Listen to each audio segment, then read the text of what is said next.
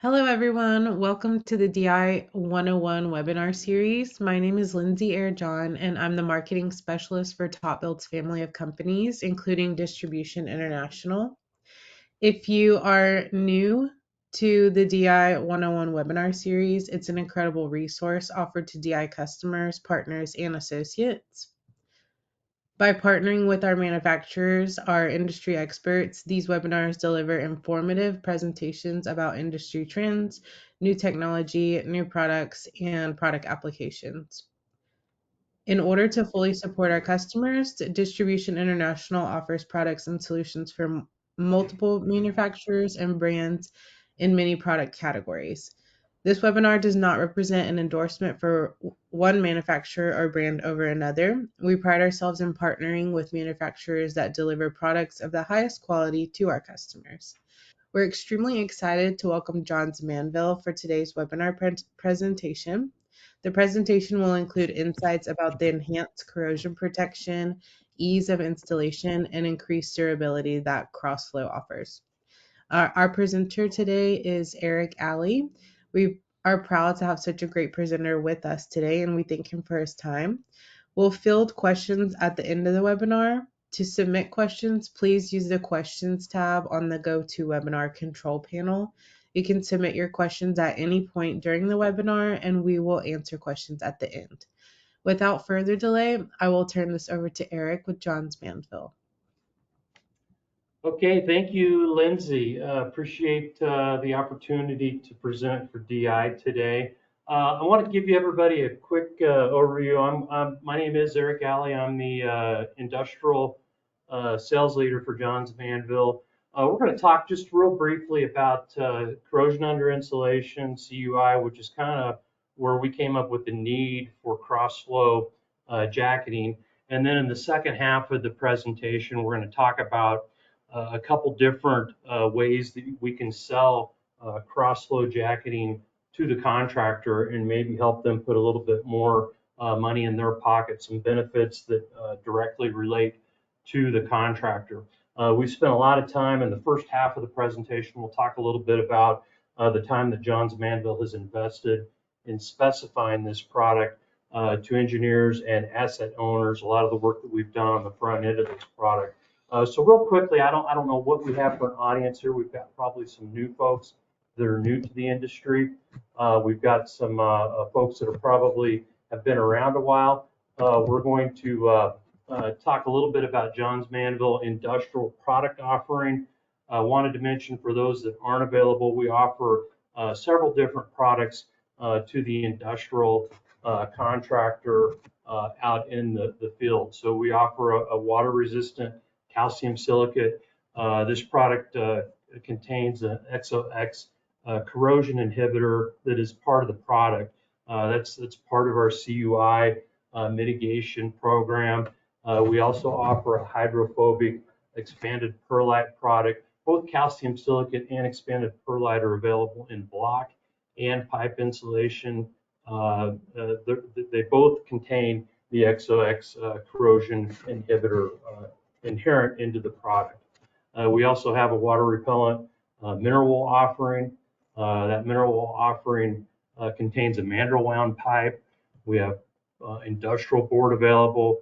We also have fabricated pipe that's available in a field form. We have a precision cut. We have a preformed product. Those are V-groove products that we actually fabricate out of board products. And then we also have blanket forms available in a lamella product and a pipe and tank wrap. Back on the calcium silicate side of the business, we have fireproofing boards. We sell these under our branded trade name, Super Fire Temp. These boards are sold in a variety of densities and thicknesses, kind of dependent on what the application may be that the contractor may be looking at. And then finally, we have more of an offering that goes into the cold applications. We have a polyiso bun stock product that we manufacture, sold under the brand name Trimer. It's typically goes into applications, chilled cold water or cryogenic applications. We use this product a lot when you're looking at an LNG type application. We also have extruded polystyrene. Again, this is a product that we sell to a fabricator network that will take that product and will fabricate it into pipe insulation typically.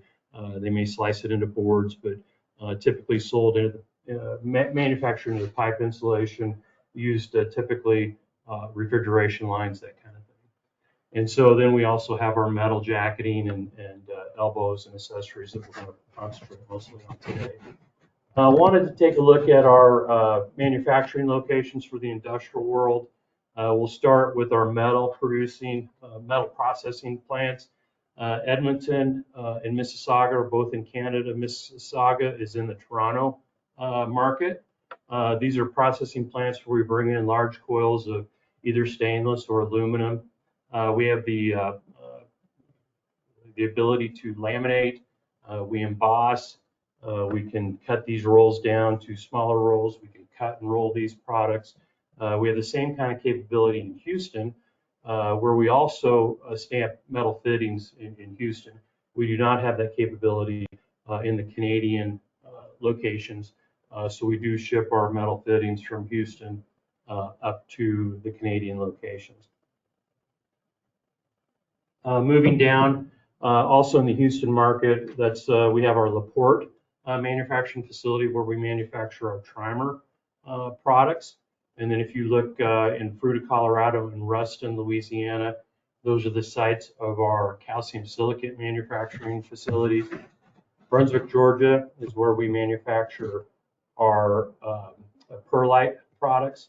And then Phoenix City, Alabama is where we produce our mineral wool products. And so this is kind of we get a lot of questions right now about tariffs. Really, Johns Manville, we're fortunate that most of the products that we manufacture, the raw materials are mined or sourced in North America, typically in the United States. And so most of our products are produced without having to import too much of the raw materials. And so the tariffs are largely not affecting what we do to produce finished goods. Obviously, the big exception is the stainless and aluminum products, which, back on March 12th, there was a significant tariff put in place for those products, and Johns Manville took action, as did most competitors that deal with aluminum and stainless at that time, to address that. And so for right now, pending further action by the current administration, we should be in pretty good shape when it comes to tariffs. So we'll see how that plays out over the coming weeks and months, but that could always change. So we'll see how that goes. Okay, so let's kind of jump a little bit more into the role of jacketing, and we're going to talk a little bit about CUI and corrosion under insulation, and why that is such an important subject matter for industrial facilities around North America and actually around the world. And so let's talk about the reasons why we have jacketing. The big reason is we're wanting to protect the insulation that's underneath the jacketing from damage, and we want to prevent water intrusion and subsequently the corrosion under insulation from occurring. And why is that important? And there's obvious reasons. Insulation that's not damaged does what it's supposed to do. It keeps the process temperature, the fluid or whatever's inside that internal pipe at the correct temperature. It also is going to protect workers that are working around those pipes from injury, from burns, those type of things. Dry insulation is going to perform much better than wet insulation. So those are the big reasons that we want to keep that insulation dry and performing the way it's supposed to perform. So let's talk just a little bit about the causes of why does insulation get in, or why does water get into a system? How does water get into the system? And I think about the biggest thing that I think about is you think about where the big industrial markets are, particularly in North America. And the biggest, industrial market is kind of that Gulf Coast, from, you run from New Orleans down to Corpus Christi, the Houston markets. They have a lot of hurricane type weather. You get a lot of flooding events. Inclement extreme weather is a big cause of water infiltration. That's going to happen. You also have poor system installation, and so you think about poor system installation, and this is where the contractor maybe he's getting the banding on too tight. If you put banding on too tight, you can cause situations like you get fish mouthing, you get those gaps on the longitudinal seam. If you put the longitudinal seam too high on the pipe section, 1 o'clock instead of 3 or 4 o'clock, you can get water intrusion in there. If the longitudinal seam is not shingled correctly, if the banding is not centered correctly, typically we see bands to be installed 12-inch on center. Sometimes if you get much wider, you can have issues. If caulk is not properly used to seal protrusions, these could all be poor system installation issues that could cause water intrusion. You can have poor system design, and probably the biggest thing that we see from a poor system design is you get engineers that don't really follow ASTM guidelines for jacket thickness. We see a lot of, we're going to talk about this a little bit later in the presentation, where we see a lot of 016 jacketing on a larger diameter mineral wool or fiberglass pipe. There's just not enough substrate density to support a light gauge jacket, and so any little bump can damage the jacket. Those type of things. You see the banding. Maybe the banding is not specified. We talked about 12-inch on centers. Maybe the banding is not specified correctly. Maybe they're putting 24-inch on center or something like that. So those kind of things can happen. Inconsistent maintenance. Your system is only as good as the maintenance, and if the caulking is not checked regularly, if you're not checking for moisture within the system, CUI certainly can present itself, and if it's not checked and remediated, you're going to run into issues. And then damaged jacketing is probably one of the easier things to notice, and it's pretty self-explanatory. If you have a damaged jacket, it's pretty easy to see how you're going to get some kind of water intrusion into a system. Okay, so what happens when you get your insulation wet? And there's different degrees of wetness. Some of it is minor. Some of you have a flooding event and the insulation is waterlogged. That's a little bit of a different situation. But the biggest recommendation is and the best recommendation is remove and replace. And that's pretty expensive when you think about removing a jacket and removing insulation. It's very expensive to replace and remove, and think about buying all those materials and the man hours it takes to replace that stuff. A lot of companies do not want to do that, and it's a big expense, and we don't expect everybody to do that. That's our recommendation, but we don't expect that to happen. And then the other way is to try to dry out the insulation as quickly as possible and get the insulation performing the way it's supposed to be working. That is also very expensive, because you have to you need to get that fluid that the insulation is protecting. You want to get that process temperature to the correct temperature. You want your processes to work correctly to manufacture whatever you're trying to manufacture correctly. And so you have to drive that moisture out, and anything that you can do to get the moisture out of the system quicker is going to get your whole process back and running correctly that much faster. And so that's where we're kind of seeing the need to do something with the jacketing that will allow us to dry the insulation a little bit faster. And we think we've come up with a solution that will help get the moisture out of the system quicker. Okay, so corrosion under insulation, even if you do everything correctly, and you've got a good system that you're pretty sure isn't allowing a lot of moisture to enter, you're still probably going to get some moisture in the system. And a lot of these, every system that's operating, there's going to be downtime during construction. You have shutdowns. You may run the system for a period of time, take it down for maintenance or inspection. And when you take it down, there's humidity in the air. That stuff's going to enter the system. It's going to be drawn to the pipe underneath. And then you get that moisture in there. There's a propensity to have corrosion under insulation.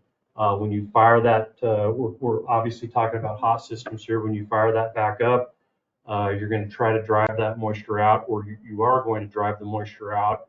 And again, it's going to be, the vapor is going to be driven to the surface, which is the jacket.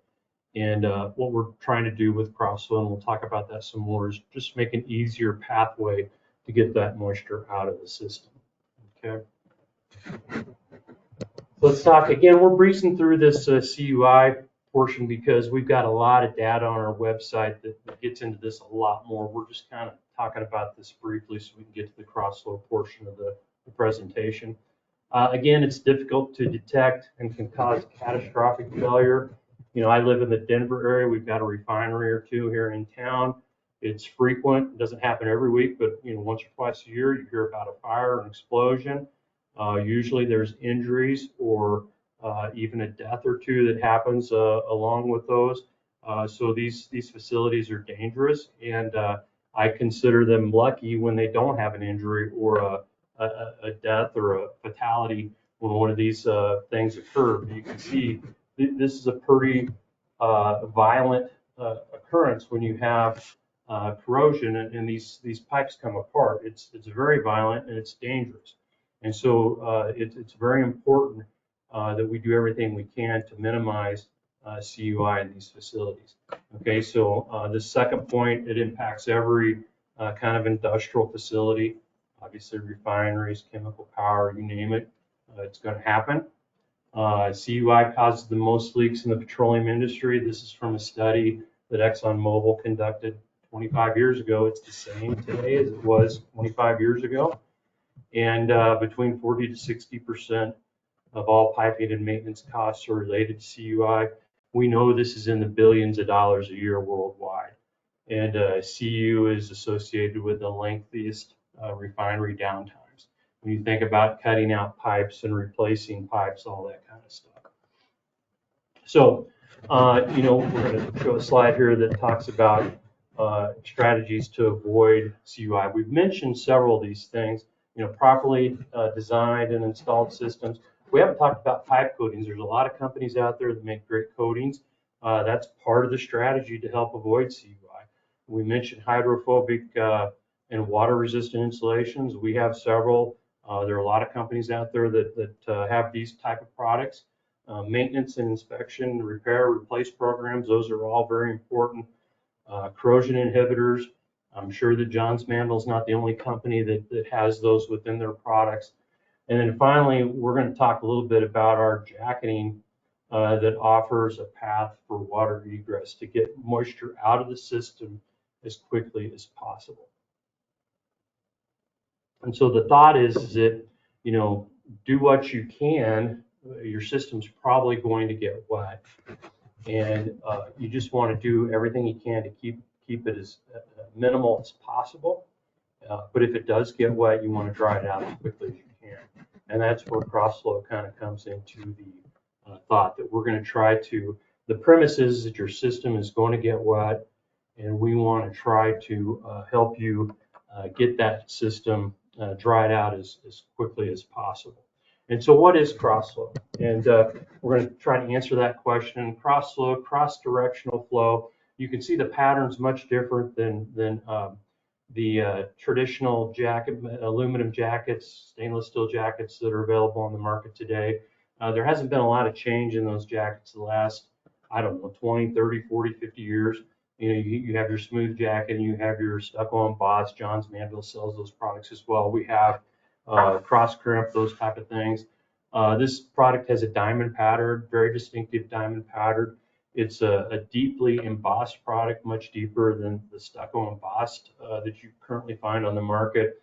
But what you'll notice is that there's these tunnels, if you will, between the diamond shapes. They run cross-directionally, but it basically makes a tunnel for vapor and moisture, gives it a place to go. And with a weep hole on the bottom, it allows moisture to exit a system. Okay, so we also put a moisture barrier on there just like we do with our other aluminum products. And then it is available both in stainless and aluminum. So with that point, at this point, that's kind of a quick, a very, very quick primer on CUI. Again, on our website, we have webinars. We'll talk about that at the end. They get into much more detail about CUI and the causes and how to mitigate CUI by some of our engineers, people that are much more knowledgeable about the subject than myself. But what I want to talk to now a little bit is Cross-Flo. And I'm thinking about my audience. We're talking with one of our very good distributors. And so I'm assuming that we've got a lot of distributor reps on the phone who are trying to think about how can I take Cross-Flo out and sell it in the market to a contractor? How can I show a contractor the value of this product? And so I think about a couple different things. One of the things is we've got a product that we believe installs much quicker than the other Johns Manville jacket offerings. And so I've got a short video that we're going to show. It's got a time-lapse study. JM, we like our acronyms. We call ourselves JM a lot instead of Johns Manville. The study was done at JMTC, which stands for Johns Manville Technical Center in Littleton, Colorado.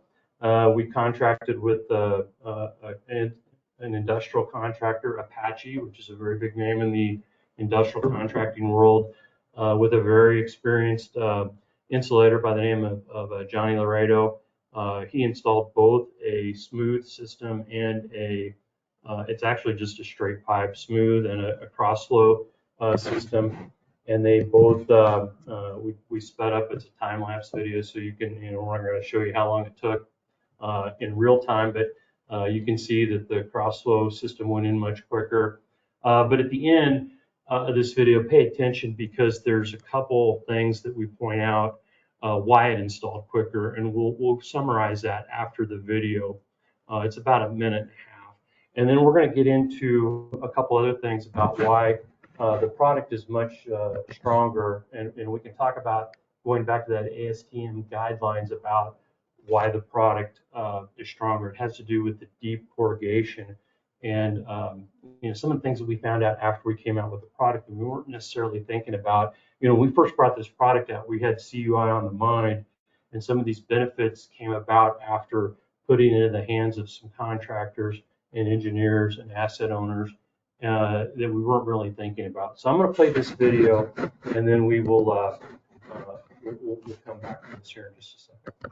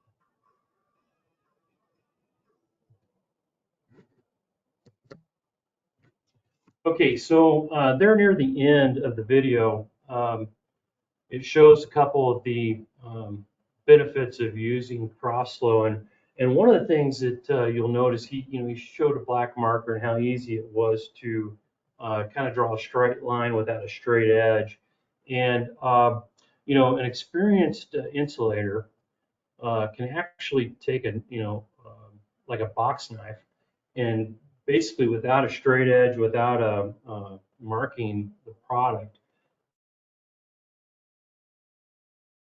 you can and cut very straight without any additional like a straight edge or scoring the product.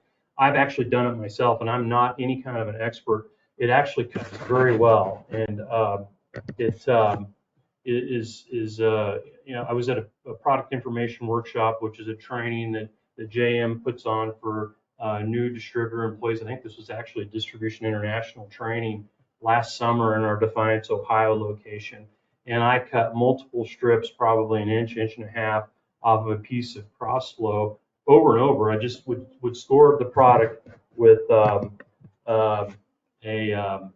straight edge with my actually with my box knife, and then bent the product over a couple times. It snapped off very straight without making any kind of mark. It worked very well, and so an experienced insulator, no problem, would be able to save some time cutting that product very straight. It also, you can see that there's very easy to line the banding up. When you put the banding on, you've kind of got a line there with a diamond pattern, that as long as the diamond pattern is cut straight at the factory, if we make a piece of cut and roll and we do it correctly, or if it's done correctly at a distributor, you're going to be able to get your banding on correctly, for sure.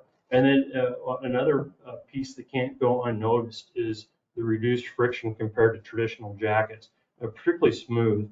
I think about, like, when I think about race car drivers and they use racing slicks on their cars, they're doing that. They don't want any tread on their car because they want to get as much rubber on the road as they can.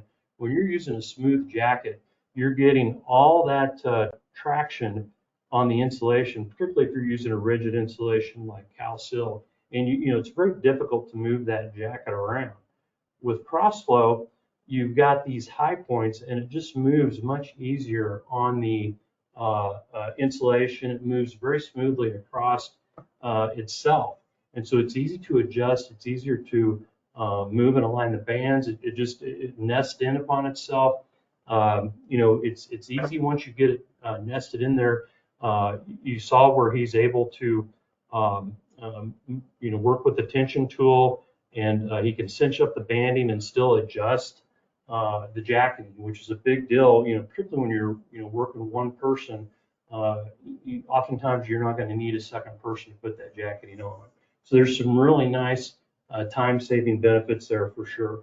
Okay, and then the final point is that you can use the same kind of tools that you're currently using. The snips work fine. We run it through the cut and roll machine all the time, no problem. It seems to work with all the sheet metal working tools that you might need. Okay, so that's the time-saving part of it. I want to move on to talking about these ASTM guidelines. So this is a pretty busy slide. So this is a ASTM C1729 guidelines for aluminum jacketing. This talks about thickness guidelines, whether you're working with rigid insulation or non-rigid. And down at the bottom, we give a definition for rigid insulation. So your rigid insulation is going to be your Cal-Sil, your perlites, your cell glass, and your non-rigid is going to be the mineral wool, aerogel, fiberglass, that kind of thing. So your rigid insulations are going to be are going to have a higher density, and they're going to give a substrate that's going to support the jacketing. So you can get away with a thinner gauge of metal at a larger diameter, which makes sense when you look at the chart. So for rigid insulation, you can go all diameter with an 016 before you have to switch over to an 020. Where you've got a non-rigid insulation, like at 8 inches, once you get above 8 inches, you need to be switching over to an 020. Now, we see a lot of, actually we'll touch on this in just a second, but we see a lot of 18-inch fiberglass, mineral wool, whatever, with 016 on it, which is probably not the best application. But this is not a specification; it's just a guideline. Engineers write their own specifications, so a lot of times they don't use these guidelines.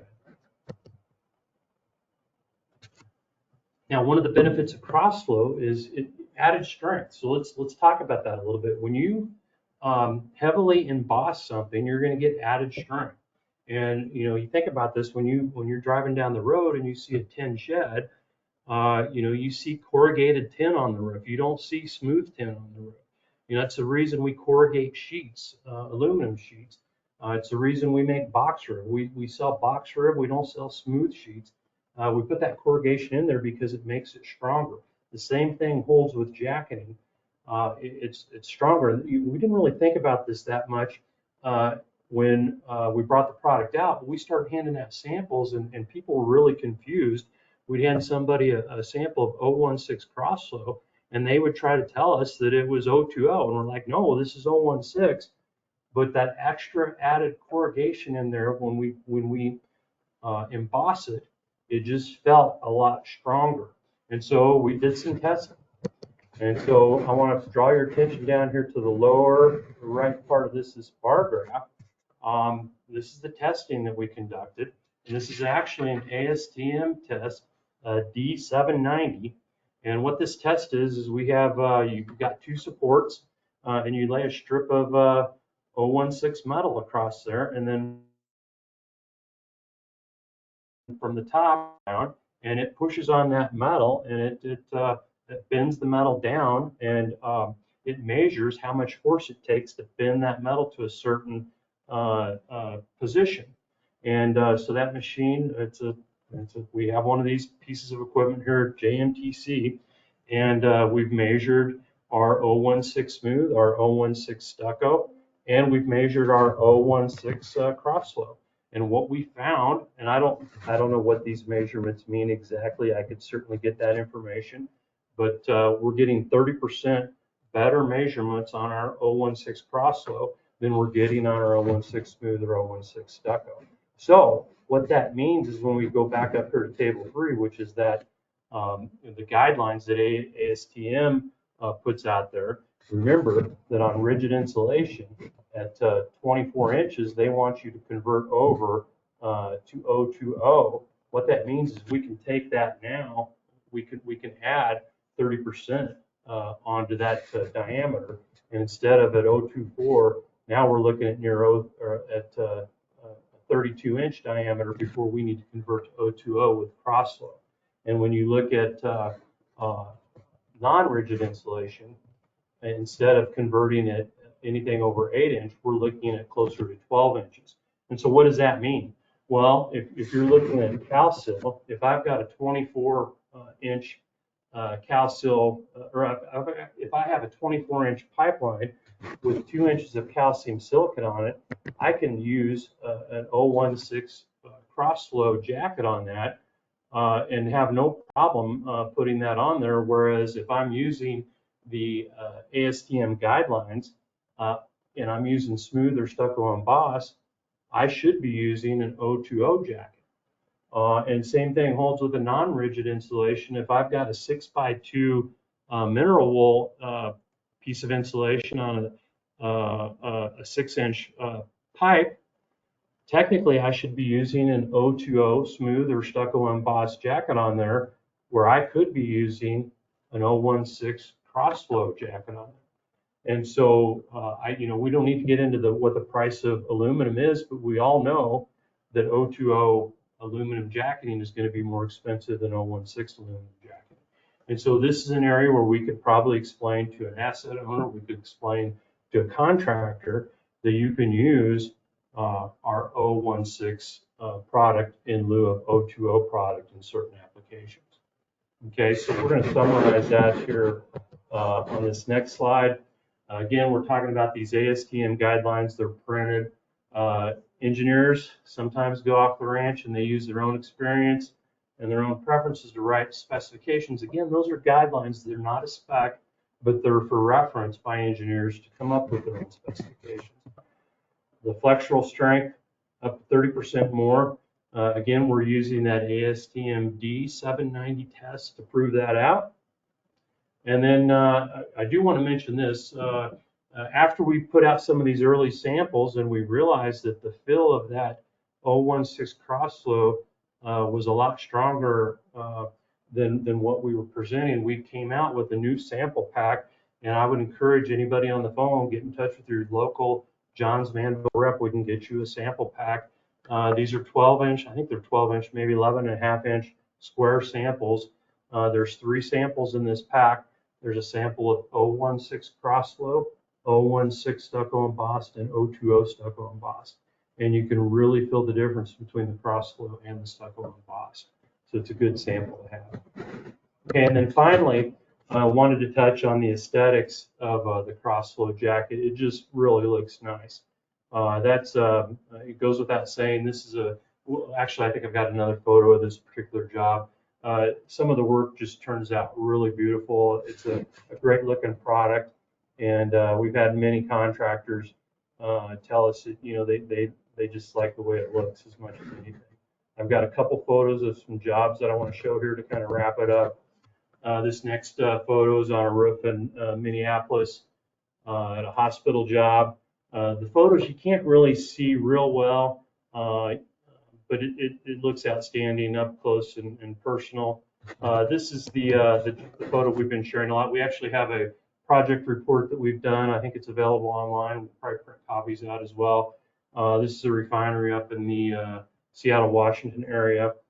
Just a real nice head that a contractor put together. Just did some really fantastic work.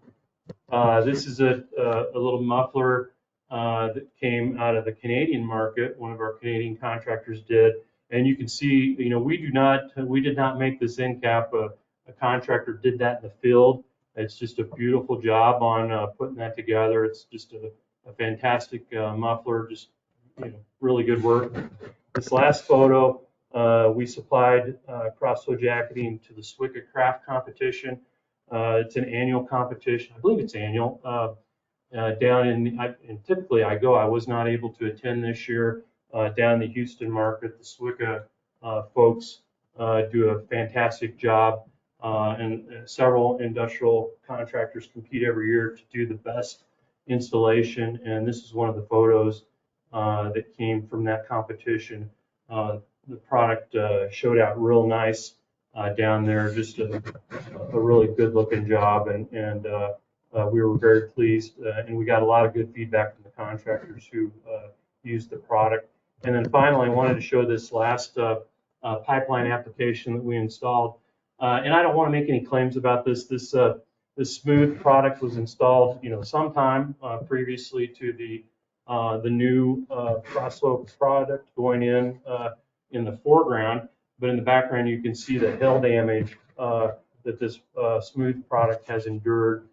We believe the Cross-Flo product will stand up to the hail much better in the future. We're hoping to get a look at this product in about a year after it's had some seasoning, and we know because we've tested, we've done hammer drop tests on our Cross-Flo product. It performs very well. We think it'll perform very well in an environment where it's going to get a lot of hail damage. So we're looking forward to seeing what that stuff looks like in a year.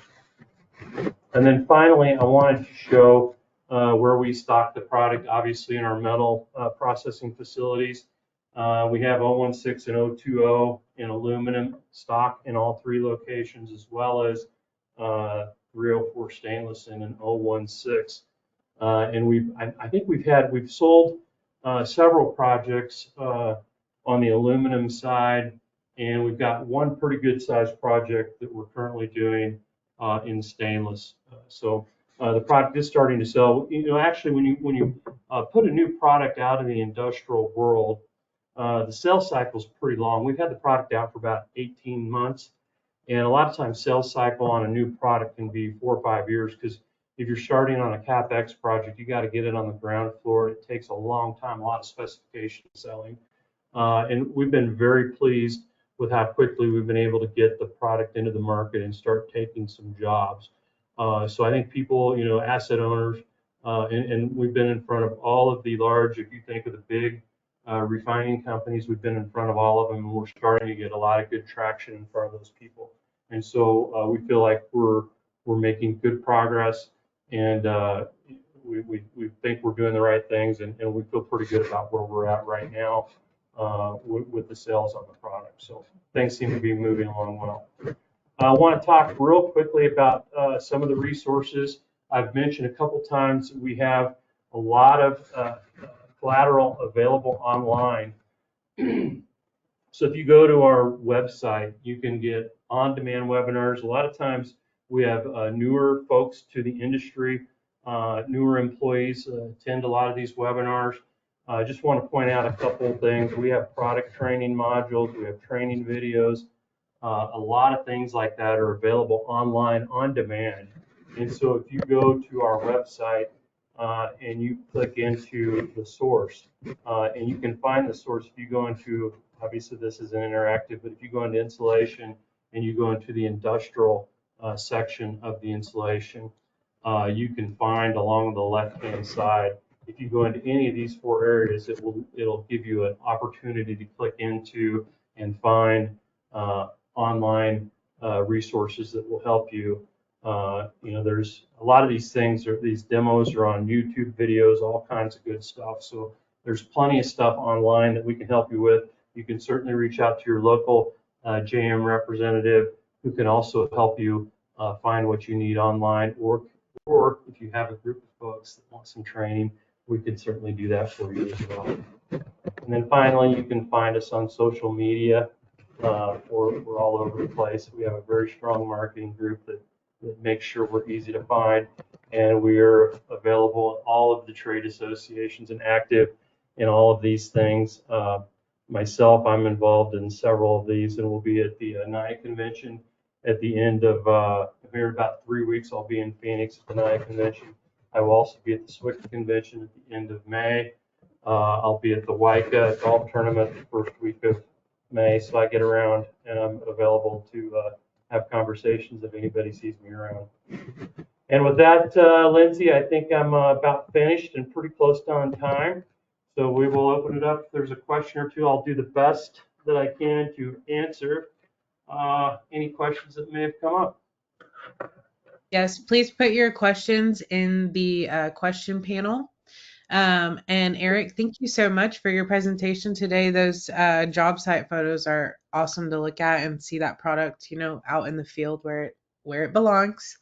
Thank you again for taking the time to present today. While we're waiting for some questions to come in, I want to remind our audience that DI as a distributor offers this webinar platform as a way for our manufacturing partners to inform customers about their products. We offer this platform to all of our manufacturing partners.